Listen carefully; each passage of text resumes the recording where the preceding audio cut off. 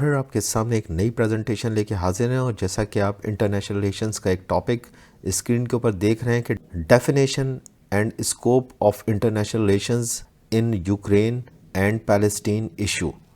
देखते हैं कि इस हवाले से हम क्या जान सकते हैं। मैं Mohammad Naufal Safan, belongs to son Naufal's academy. अगर आपको मेरा वीडियो पसंद आ रहा है तो प्लीज़ लाइक और सब्सक्राइब ज़रूर कर दीजिएगा। साल था 2024, इंटरनेशनल रिलेशंस CSS का पेपर था और ये पेपर 1 है। How does the definition and scope of international relation evolve in light of the on going war situation in Ukraine and Palestine.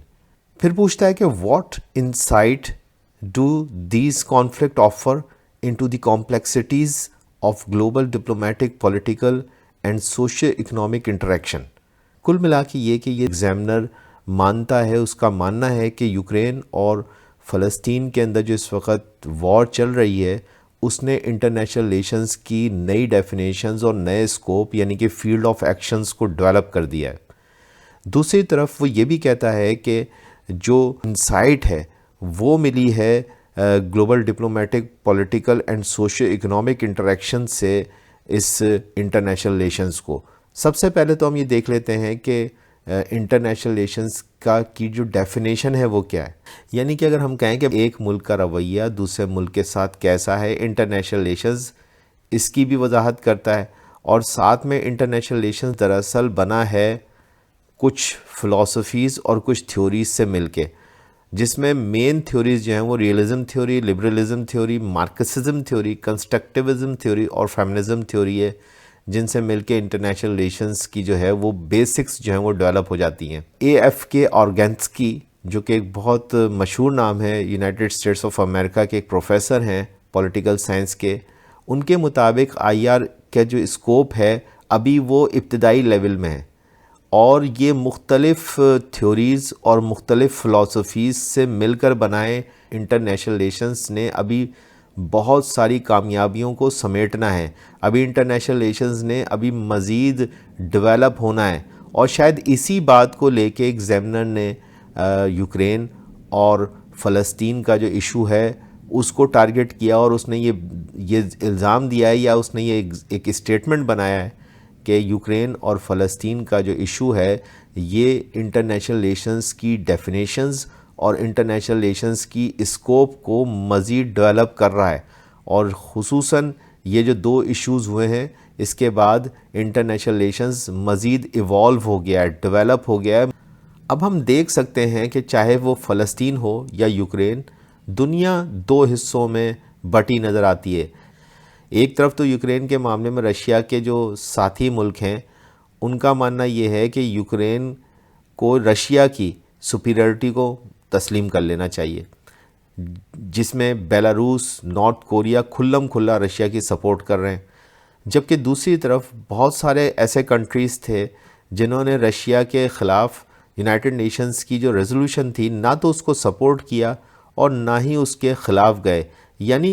दूसरे लफ्ज़ों में हम कह सकते हैं कि उन्होंने वोटिंग में हिस्सा ही नहीं लिया। तो ये भी एक ज़ाहिर करता है कि दुनिया जो है वो किस तरीके से यूक्रेन के इशू पे बहुत ज़्यादा कंफ्यूज नज़र आती है और यहीं से ही इंटरनेशनल रिलेशंस के अंदर एक नई सिचुएशन क्रिएट हो रही है, जहाँ पे कि आप देख रहे हैं कि कुछ नए स्टैंडर्ड्स जो हैं वो तय होते नज़र आ रहे हैं दुनिया के अंदर। और यही वो एग्जामिनर जो है वो आपसे सवाल कर रहा है। और यूँ दुनिया यूक्रेन के मसले पर आपको बिल्कुल सिग्निफिकेंटली जो है वो 2 हिस्सों में डिवाइड नज़र आती है और बहुत हद तक कंफ्यूज नज़र आती है। अब अगर हम मसला फ़लस्तीन को देखें तो वहाँ भी इंटरनेशनल रिलेशंस के दायरे में कोई ख़ास एक्टिविटी नज़र नहीं आती है। जहाँ एक तरफ तो G20 के कुछ मुल्क अब तक फ़लस्तीन को मानने से ही इनकार करते हैं, जैसे कि America, British, France, Germany, Japan, Canada वगैरह वगैरह। ये वो मुल्क हैं G20 के जो कि आज तक फ़लस्तीन को, पैलेस्टाइन को एक कंट्री ही कंसीडर नहीं करते हैं। जबकि दूसरी तरफ G20 के कुछ मुल्क जिसमें India, China, Saudi Arabia, Turkey, Brazil और वो मुल्क हैं जो कि पैलेस्टाइन को एक सॉवरेन कंट्री के तौर पर रिकग्नाइज़ कर चुके हैं। जबकि तीसरी तरफ अगर हम देखें तो G20 के 2 मुल्क ऐसे भी हैं جن میں انڈونیشیا اور سعودی عربیہ شامل ہیں، جنہوں نے اسرائیل کو آج تک ایک ساورن کنٹری کے طور پر ریکگنائز نہیں کیا ہے۔ G20 سے ہٹ کے میں آپ کی دلچسپی کے لیے بتا دوں کہ پاکستان نے بھی آج تک اسرائیل کو ایک ساورن کنٹری کے طور پر ریکگنائز نہیں کیا ہے۔ اس سچویشن کے اندر آپ دیکھ سکتے ہیں کہ انٹرنیشنل ریلیشنز کافی حد تک ایک ایسی جگہ پہ نظر آتا ہے جہاں پہ کہ نہ تو اس کا اسکوپ کلیئر نظر آتا ہے اور نہ وہ اپنی ڈیفینیشن کو پورا کرتا ہوا نظر آتا ہے، اور انٹرنیشنل آرگنائزیشنز بھی اپنے کردار کو پورا کرنے میں کہیں پہ بھی نہ تو وہ ریئلزم کے حوالے سے، نہ ہی جو ہے وہ کنسٹرکٹیوزم یا کسی بھی حوالے سے جو ان کی تھیوریز ہیں اس کے اوپر فٹ ہوتی نظر نہیں آتی ہیں، جس کی وجہ سے ایگزامنری کہتا ہے کہ نئی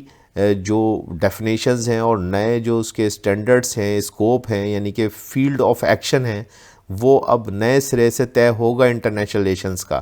اور یہاں پہ آپ کو اے ایف کے آرگینسکی کی جو ڈیفینیشن تھی، اگر آپ کو یاد ہو، میں نے آپ کو بتائی تھی کہ انٹرنیشنل ریلیشنز ایک انفینسی کی شکل میں ابھی موجود ہے۔ انفینسی کا مقصد یہ ہے کہ ابھی چھوٹا بچہ ہے انٹرنیشنل ریلیشنز، ابھی اس کو مزید ڈیولپ ہونا ہے، تو یہ بھی آپ کو اس کے اندر نظر آتا ہے۔ تو یہ بات کہ انٹرنیشنل ریلیشنز اب بھی انفینسی میں، یعنی اپنے بچپن کی عمر میں ہے، جہاں اب بھی بہت سی نئی باتیں انٹرنیشنل ریلیشنز کے اندر نئے سرے سے طے ہونی ہیں۔ اسٹیٹس کے رویے، ڈپلومیسی اور پولیٹکس، ان دونوں تنازعات، ان دونوں کانفلکٹ میں اب بھی کنفیوژن کا شکار نظر آتے ہیں، اور ان دونوں کانفلکٹس کے اندر دنیا کوئی واضح پوزیشن لینے میں ناکام ہوئی ہے،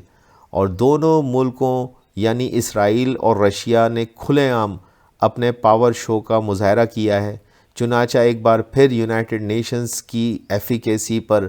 بڑے سوالات اٹھتے نظر آتے ہیں۔ ایک نئے پلیٹ فارم کی ضرورت محسوس ہوتی ہے جہاں انٹرنیشنل ریلیشنز اور انٹرنیشنل لا اپنے نئے ڈائمنشنز کو طے کرے، اور اسی کا فائدہ اٹھاتے ہوئے رشیا اور اسرائیل اب تک اپنی منمانی کرتے نظر آ رہے ہیں۔